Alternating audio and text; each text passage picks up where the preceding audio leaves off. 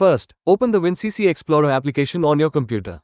You can find it in your Start menu or on your desktop.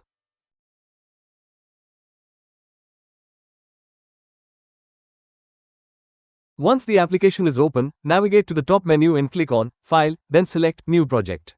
A dialog box will appear. You have three options: Single User Project for standalone systems, Multi-User Project for distributed systems, Client Project for client project. Choose a single user project and click OK. Then specify the name of your project. Choose something descriptive that relates to the project's purpose. Next, select the location where the project files will be saved.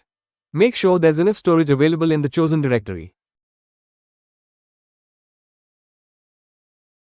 The system will now initialize the project and display its structure in the project tree on the left-hand side of the interface.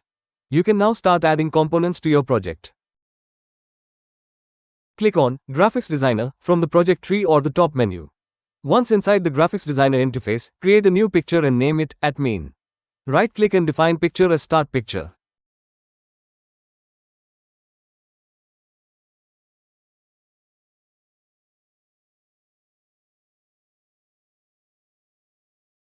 Next, download a picture related to your project, such as a client profile or an environment image.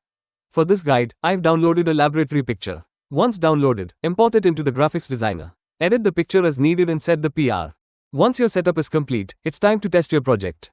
Use the runtime simulation mode to verify that everything is functioning as expected before deploying it to a live system. And there you have it. You've successfully created a new project in WinCC Explorer 8.0. We hope this guide was helpful. Don't forget to like and subscribe for more tutorials. Thanks for watching, and see you in the next video.